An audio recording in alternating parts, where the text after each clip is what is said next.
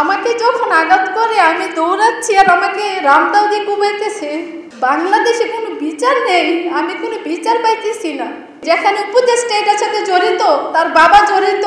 আমার বাবাকে ধরে নিয়ে জোর করে বিলের মাঝখানে পর্যন্ত ভিডিও করাইছে। আমি এর আগে সাংবাদিক সম্মেলনে কিন্তু বলেছিলাম যে আজকে সাংবাদিক সম্মেলনের পর হয়তো আমি নাও বেঁচে থাকতে পারি।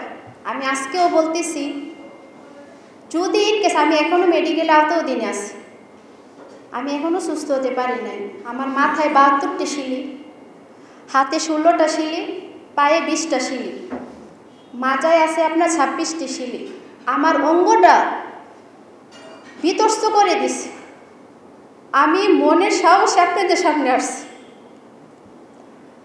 আমি বাসায় বুঝাতে পারবো না আমি কতটা যুদ্ধ করে বেঁচে আছি। আমাকে অনেক কষ্ট দিছে। আমি মেডিকেলে শুয়ে থেকে প্রতিনিয়ত বলছি আমার স্বজনদের সাথে যদি আমাকে নিয়ে যেতে অনেক ভালো ছিল। বিশ্বাস করেন, এত নির্মমভাবে কেউ কাউরে মারে না। আমাকে যখন আঘাত করে আমি দৌড়াচ্ছি আর আমাকে রামদাও দিয়ে কুবাইতেছে। আমার কিছু বলার ভাষা নেই।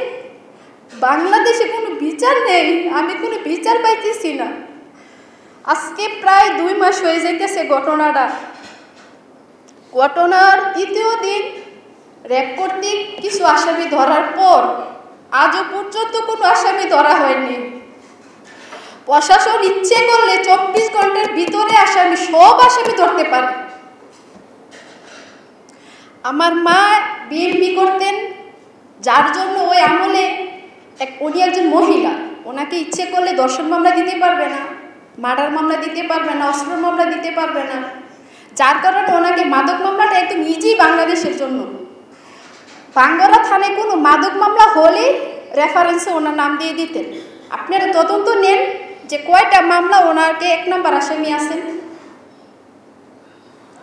মামলার এফআইআরে ওনার নাম দিয়ে দেন। আমি ওই দিন সাংবাদিক সম্মেলনের সময় বলছিলাম যে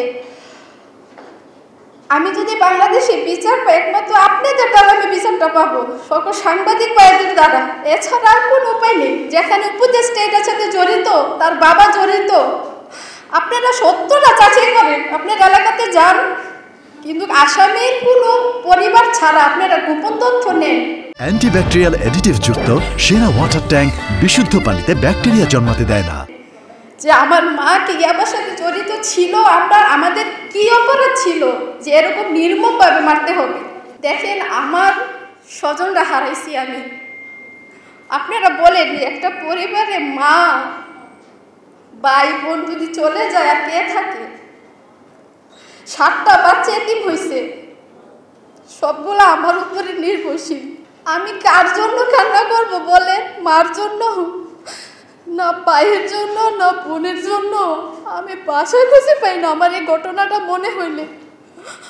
আমি ওদিক সাংবাদিক সম্মেলনে বলেছিলাম যে আমার প্রথম দাবি হচ্ছে উপদেষ্টা আসিফের বাবা বিল্লাল মাস্টারকে গ্রেফতার করার। ওনাকে গ্রেফতার হোক, সব কিছু বেরিয়ে যাবে। খুদের বিড়াল কিভাবে বের হয় আপনারা দেখবেন। কিন্তু এটা করা হয়নি। শিমুল চেয়ারম্যানকে অ্যারেস্ট করা হয়নি, শরীফকেও করা হয়নি, বাসিরকে, রফিককে, মেন যে লিডারগুলা কাউকে করা হয়নি। আজকে একটা মিথ্যা অপবাদ দিয়ে মামলাটাকে দাফাসাফা দেওয়ার জন্য চেষ্টা করতেছে।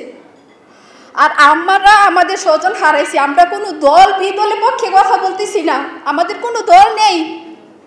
এখানে আসিফ মাহমুদ দোষী করতেছে বিএনপি রে, আমরা বলতেছি কারো ওইটা কোনো দেখার ফ্যাক্টই নেই এদের। আমরা কি কোনো দল বিদলের পক্ষে কথা বলতেছি? যারা এটার সাথে জড়িত কোনো মেন আসামি এখন পর্যন্ত অ্যারেস্ট হয় নাই। আমরা চাই বিচার। আমরা আমাদের স্বজন হারাইছি যারা এটার সাথে জড়িত ছিল। সিসি ক্যামেরায় ফুটেজ কিছু আছে, কিছু বাড়ির পশ্চিম পাশ দিয়ে ঢুকছিল। আমাদের মার্কেটের দক্ষিণ পাশে আমার কাকার মার্কেট, ওই মার্কেটে কোনো সিসি ক্যামেরা ছিল না, ওই দিক দিয়ে ঢুকছে। আপনারা এটা তদন্ত করেন। এখানে কেউ কাউরে দোষ দিয়ে কোনো লাভ নেই। আর দেখেন, আমি ওই সাংবাদিক সম্মেলনে বলার পরও আমার বাবাকে ধরে নিয়ে জোর করে বিলের মাঝখানে পর্যন্ত ভিডিও করাইছি। আমি কিন্তু জানি, আমি বুঝতে পারছি এরকম একটা কিছু হবে, এটাই হয়েছে।